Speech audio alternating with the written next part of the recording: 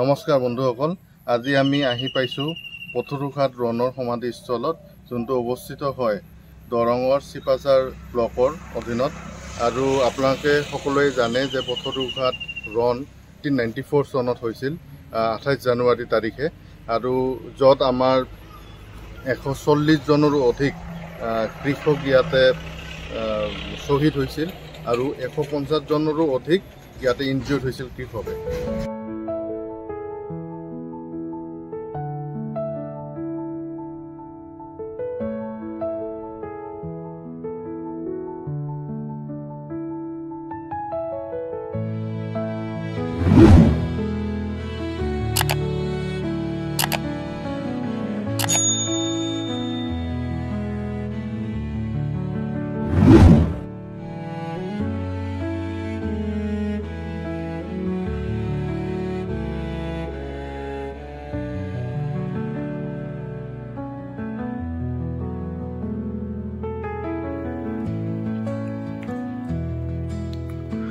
পথৰুঘাট অসম ইতিহাসৰ এটা গৌৰৱোজ্জ্বল অধ্যায়।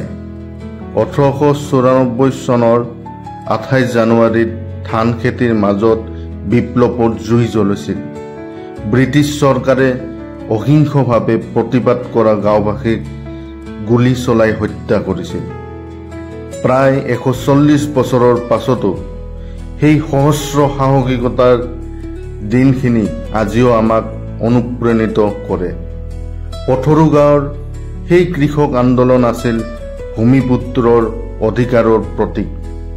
যি ঠাইত কৃষকে প্ৰাণ দিছিল, আজি সেই ঠাইত কৃষক স্মাৰক আমাৰ ইতিহাস সাক্ষ্য দি থিয় আছে।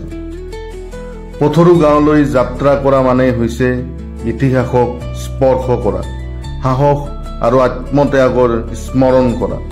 চাওক এই ভিডিঅ'খন, ইতিহাস আৰু গৌৰৱৰ এক শ্ৰদ্ধাঞ্জলি স্বৰূপ।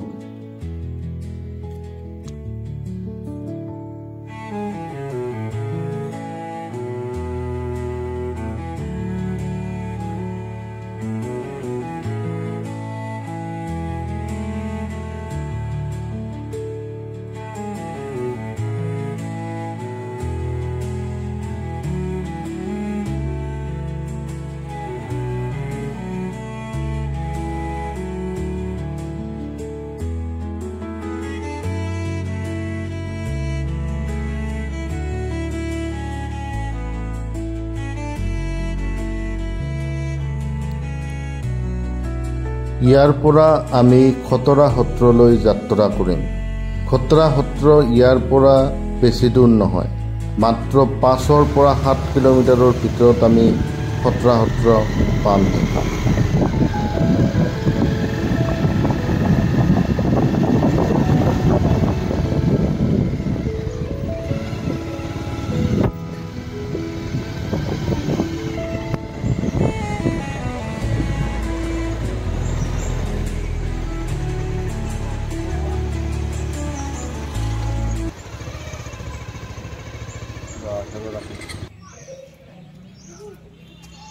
এয়া আমি আহি পালোঁ খটৰা সত্ৰ। খটৰা সত্ৰ প্ৰায় 20 কিলোমিটাৰমান দূৰত হয় মঙলদৈৰ পৰা। আৰু ইয়াত আহিবৰ কাৰণে আপোনালোকে প্ৰথমে মঙলদৈৰ পৰা আহিলে পথৰুঘাট যোনটো সমাধি ক্ষেত্ৰ আছে সেইটো পাৰ কৰি আহিব লাগে। দীপিলা বুলি এটা জেগা আছে, সেই দীপিলাতে এই খটৰা সত্ৰটো অৱস্থিত হয়। খটৰা সত্ৰ বহুত ঐতিহ্যমণ্ডিত হয় আৰু এই সত্ৰটো আমাৰ মহাপুৰুষ মাধৱদেৱৰ চৰণত গোবিন্দ আতৈ বুলি এজন বিশিষ্ট ব্যক্তি আছিল, আৰু তেওঁৱে এই সত্ৰটো নিৰ্মাণ কৰিছিলে 1568 চনত। বহুত ধুনীয়া এটা পৰিৱেশ হয় ইয়াতে। আপোনালোকে কেতিয়াবা আহিব। প্ৰত্যেক বছৰে বিশ্বকৰ্মা পূজাত ইয়াত ধুমধামেৰে বিশ্বকৰ্মা পূজা পতা হয়, আৰু অসমৰ বিভিন্ন জেগাৰ পৰা ইয়াতে মানুহ আহে, আৰু বহুত ধুনীয়া পৰিৱেশ। আপোনালোকে কেতিয়াবা আহিলে গম পাব। এইটো এটা পুখুৰী হয়, এই পুখুৰীত মাছ আছে। আমি আহিয়ে ইয়াতে মাছখিনি দেখা পাইছোঁ, বহুত ভাল লাগে। কিবা খোৱা বস্তু যদি দিয়ে মাছবিলাক ওলাই আহে খায়। চ' বহুত ভাল এটা পৰিৱেশ। আৰু ওচৰত আপোনালোকে দেখিছেই সত্ৰটো আমি দেখাম।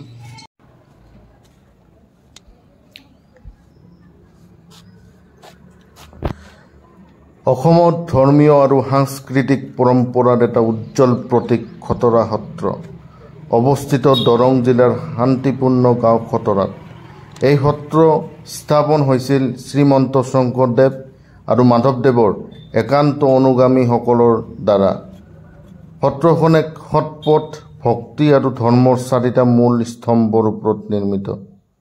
এই সত্ৰত আছে এক পুৰণি নামঘৰ য'ত প্ৰতিদিনে কীৰ্তন, ভাগৱত পাঠ আৰু দেৱ পূজাৰ পৰম্পৰা আজিও চলি আহিছে। নতুন প্ৰজন্মৰ বাবে ইয়াত আছে সাংস্কৃতিক শিক্ষাৰ কাৰ্যসূচী যেনে নাট, ভাওনা, সংকীৰ্তন শিকোৱা হয়। বছৰেকৈ উদযাপন কৰা হয় ৰাসলীলা, জন্মাষ্টমী আৰু দৌল উৎসৱ, যি সময়ত সত্ৰখন ধাৰ্মিক আৰু সাংস্কৃতিক জাকজমকেৰে পৰিপূৰ্ণ হৈ উঠে। খটৰা সত্ৰত সৌন্দৰ্যৰ মাথো তাৰ ধৰ্মীয় দিশতে সীমাবদ্ধ নহয়। ইয়াৰ চাৰিওফালে থকা ধান খেতি, কলগছ আৰু সৰু নদীজাকে গাঁওখনৰ প্ৰাকৃতিক সৌন্দৰ্যক অধিক মনোমোহা কৰি তোলে।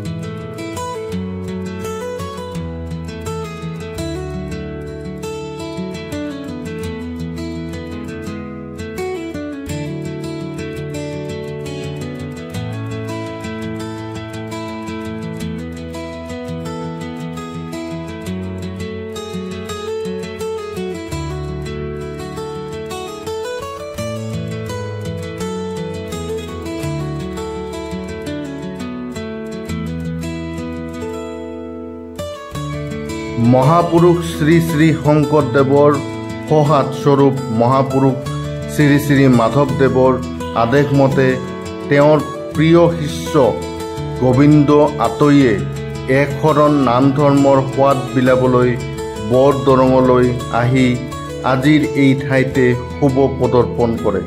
সেই সময়ত এই ঠাইৰ বসবাসী খটজাতীয় লোকসকলৰ পৰা আতৈয়ে ইয়াত সত্ৰ স্থাপনৰ অনুমতি পোৱা নাছিল। তাৰ পিছত শ্ৰী শ্ৰী মাধৱদেৱৰ কৌশল মতে তেওঁৰ এই কাৰ্যত সফলতা লাভ কৰে আৰু প্ৰথমে 4জন খটে তেওঁৰ ওচৰত শৰণ লয়। এইদৰে খটসকলৰ দৰ্পশূন্য হোৱাত এই ঠাইৰ নাম খটৰা হয়। এই সত্ৰৰ ভেটি স্থাপন কৰোঁতে শ্ৰী কৃষ্ণাই ডেকা নামেৰে লোক এগৰাকীয়ে জগোৱা বৰঙণি উল্লেখযোগ্য হৈ থাকিব। মহাৰাজ নৰনাৰায়ণৰ ৰাজত্বত 1568 খ্ৰীষ্টাব্দত এই সত্ৰ স্থাপন কৰা হয়।